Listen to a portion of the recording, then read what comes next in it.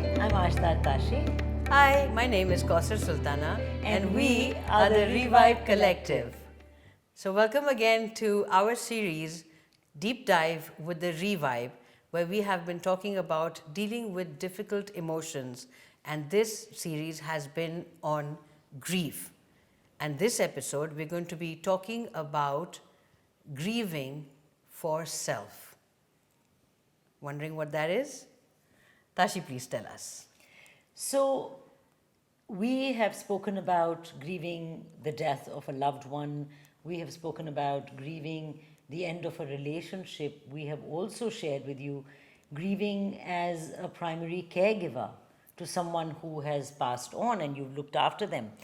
But what happens when you have not fulfilled your dreams, when you have not lived your life the way you wanted to or still want to? What happens when you are craving to achieve certain dreams and goals of yours and it seems almost impossible? You are having a breakdown, and that is the time when you need to grieve for self. So it may seem like a weird want, Kausar, and may seem very unusual for people to even hear this.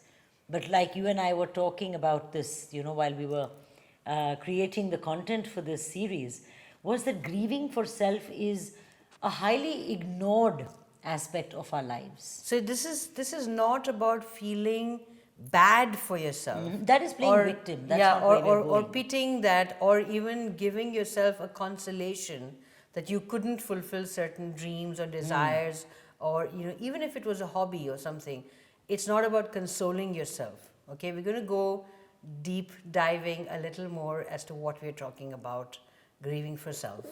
So, while you were growing up, if you had certain ambitions that you want to be doing something in your life, you want to achieve and reach the pinnacle of your chosen career or your career of choice, what is your choice? But due to family pressure or societal pressure or other responsibilities that that may have been thrust upon you, maybe you need to choose a career of your parents choosing. Yeah, it happens so Right, often. which for happens so often. So many of us. Yeah. So you are forced to choose a career that your father wants you to choose. Or it could be a Family business, yes. that you are thrust into, right? Because maybe you weren't very brilliant in academics. But having said that, you did have other talents. You have other talents. But the family says, you know what? Why don't you just come and join the family business? We don't need any fancy degrees for that. All right. But are you happy doing that? Were you happy then? Or were you at an age where you had no say any which way? And there was a lot of emotional blackmail perhaps from the family members, or a lot of pressure from, the seniors of the family, Or- siblings, or society in general. Yeah, or you may have been in a phase where you weren't clear. Yeah, and at you that said- time when Yeah. because we're young at that time, we were young, or looked upon as childish or still a child. So therefore, not enough time was given to us during that phase to find out what we would like to do, or we didn't know it was blank. All Yeah. of these are possibilities that could have happened. Now, if that has happened with you, then today, when you look at your life, if you are feeling any kind of unhappiness, if you are feeling sad for yourself, that is normal. That is normal.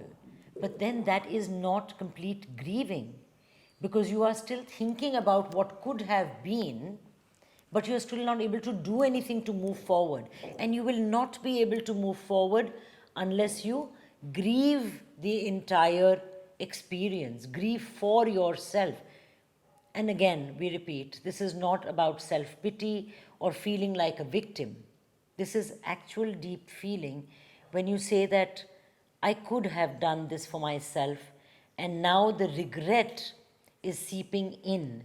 And because of that regret, you can possibly cause more damage to a brighter future. Because at this point, I want to ask you what we were discussing, right? About the regrets you had, where it led you to, And have you grieved for yourself? Yes, it was fascinating for me what came up when we were. And after so many years, after it came so many up, years, right? yes, yes. I'd like to share that with all our viewers, Tashi. Please. So this is something that had come as an opportunity in my life way back in 2003 or 4. So how many years back is that, right? I mean, over 18 years, yeah. 18, 19 years. Okay. Now, I had a running business, okay, and I got an opportunity from a very well-known multinational company with an opening for a top position. And in that moment in my life, I had to take a choice whether I take that job or stay put with my company and make it work and grow. Whatever may be the reasons, I chose to stay with my company and I let go of that job. I have zero regrets of having made that choice of staying with that company, okay, my company. It did very well, and everything else that followed after that in my life till today, no regrets at all. Having said that, every now and then there's this little pinch that I feel, I wish I had taken up that job. It's not out of curiosity. I wonder how my life would have been, because I somewhere know where my life would have gone.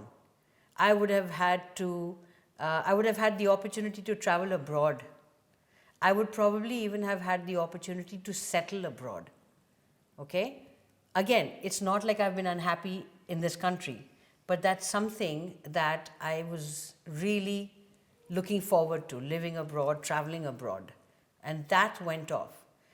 Now, over the years, okay, like I said, very happy with what I have, very content, very successful, all of that is that. But in this discussion, what happened, people, is because we were deep diving in this conversation, I wanted to check within myself, why does this regret keep coming up? Okay? And what I realized was it just opened my eyes so much. It wasn't that I missed that job. The regret that I found out was I told myself I'm never going to get another opportunity to travel abroad or live abroad.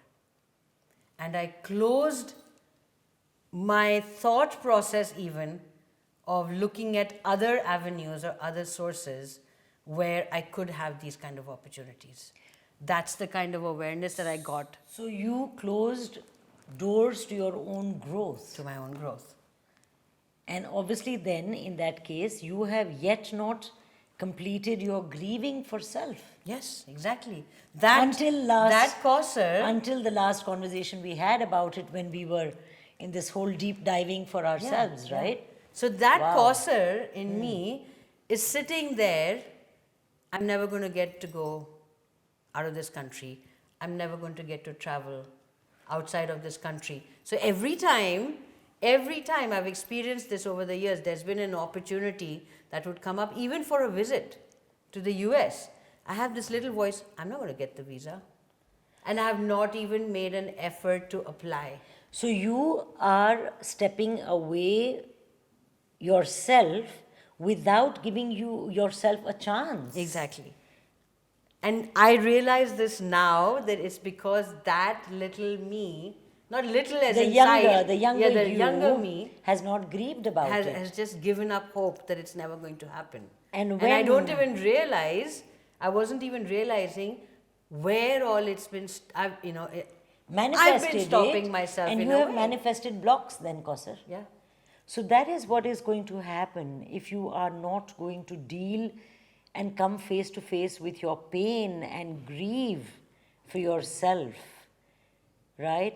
It may take tears, it may take, it may take a lot of anger, it may take a lot of restlessness in you. So we experience this, right, Tashi? Yeah. I mean, when we have clients that come to us, whether they had wishes or desires or hobbies or dreams in their childhood or even, as an adult, that healing process, that therapy is called inner child healing.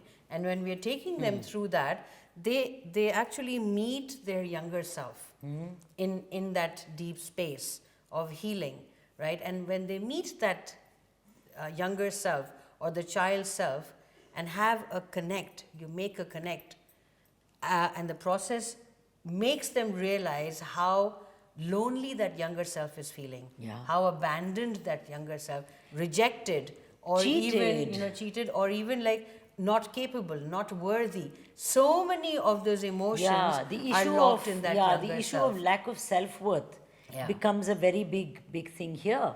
So we would like you to, in fact, at some point, if you have also suffered this kind of a personal backlash, which you have thrusted upon yourself, we'd like you to actually go into a space where you meet the younger version of you. Yes. You know, the teenage version or still younger version, where your dreams you felt was quashed, where you feel that your dreams had to be abandoned, where you feel that somebody came and stabbed you and finished that part of you that had so much light in your eyes and so many dreams for yourself. If you meet that younger version of you today, what would you like to say to that younger self? And what kind of advice would you give? Especially after watching this episode, what is the advice you would give that younger person that you were 5, 10, 20, 30 years ago? No, and even if it's not advice, maybe some kind of assurance. Assurance that yes, your self-worth is not to do with what you lost then. Your self-worth is what you have achieved now.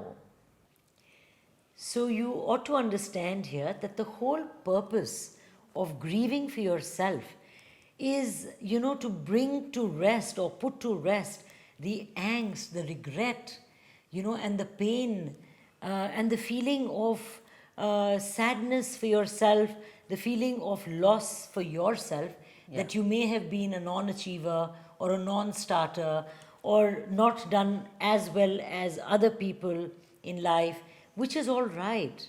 You are who you are, and you still have to take pride in the fact that once you have the awareness, the doors that you have closed, leave them behind and actually walk forward to look for new doors to open, cause. Just like you did. You closed some doors and now you're over that. Yes. And once that realization comes, you're going to be on your path, and take pride in the fact that you did this for yourself, because you are the most important person on this planet for yourself.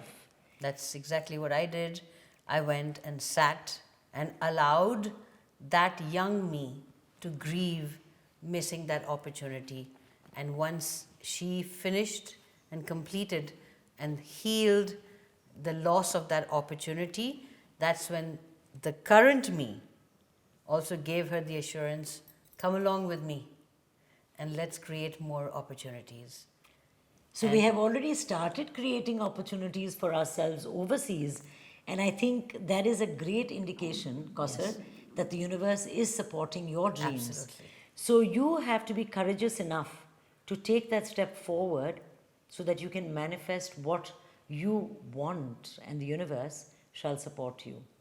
On that note, we close this episode, and if there is anything else that we can help you with, any guidance at all, please do reach out to us. And how to meet us, how to connect with us, well, the details are there in the caption of this video. Take care of yourself. Keep shining.